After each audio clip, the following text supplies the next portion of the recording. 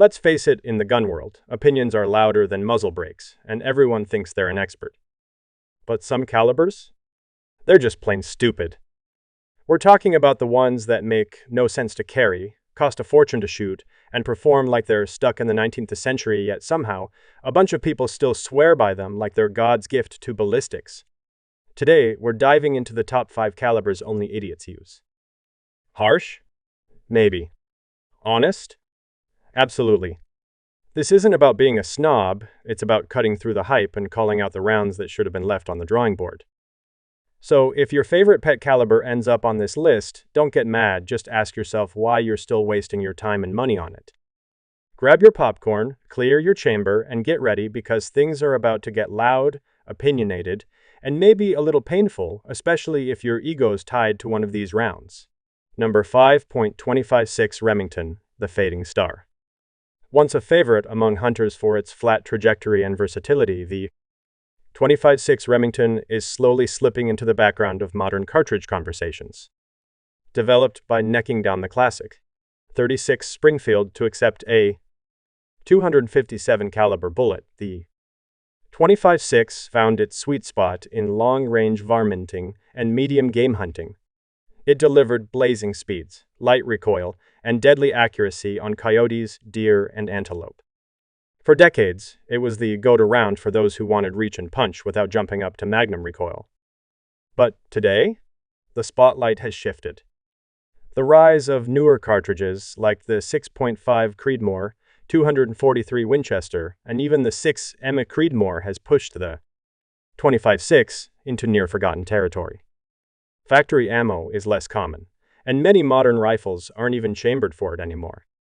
It's not that the round lost its edge, it's just that today's shooters want more efficient ballistics, better barrel life, and easier ammo access.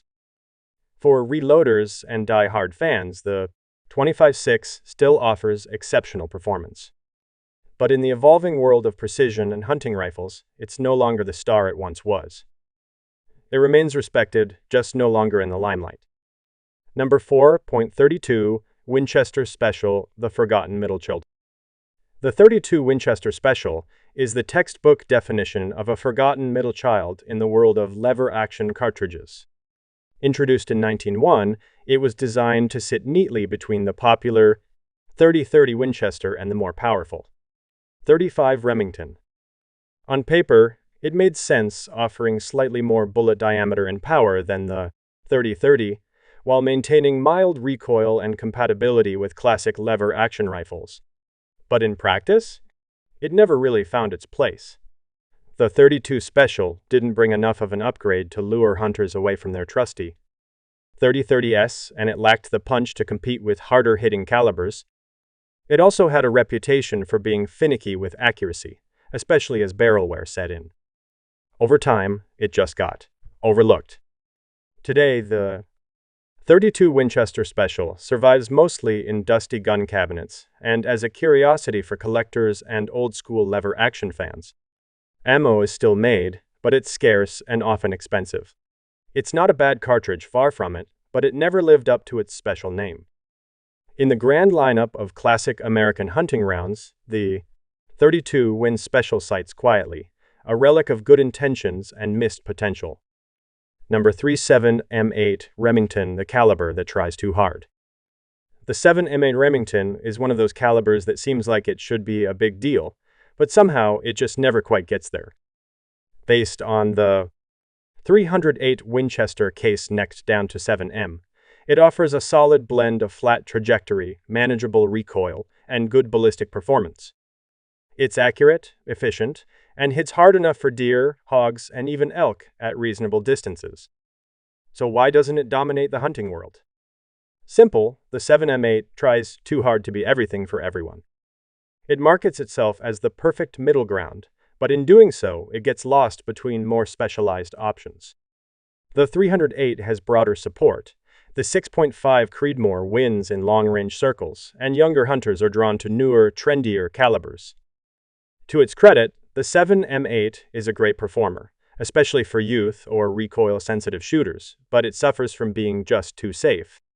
Not bold enough to stand out, not common enough to be mainstream, and not exotic enough to be cool. It lives in cartridge limbo. The 7M8 isn't bad. It just never made the leap from solid choice to must-have. And in today's crowded field, that's not quite enough. Number 2.41 Magnum, the caliber nobody asked for. The 41 Magnum is the classic answer to a question almost no one was asking.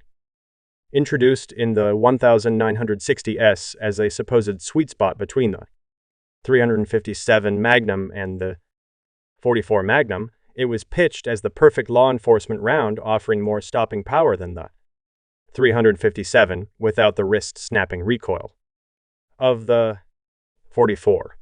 Sounds great in theory, but in practice? Not so much. Cops didn't bite. They stuck with the 357 or went full 44 when they needed the extra punch. And hunters? Most were already well served by the 44 Magnum, which had a head start, better availability, and more factory support. The 41 Magnum just didn't fit anywhere cleanly, too much for some, not enough for others. To this day, the 41 Magnum has a cult following of die-hard fans who swear by its power and accuracy. But let's be honest, it's a niche round. Ammo is hard to find, expensive when you do, and very few new guns are chambered for it.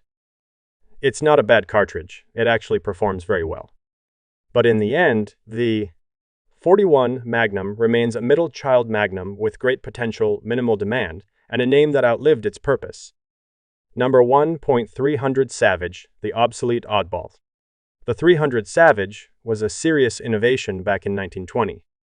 Designed to deliver 36 performance in a shorter action, it gave lever-action rifles like the Savage Model 99 a new lease on life. For decades, it was a respected hunting cartridge, fast, accurate, and effective on deer-sized game.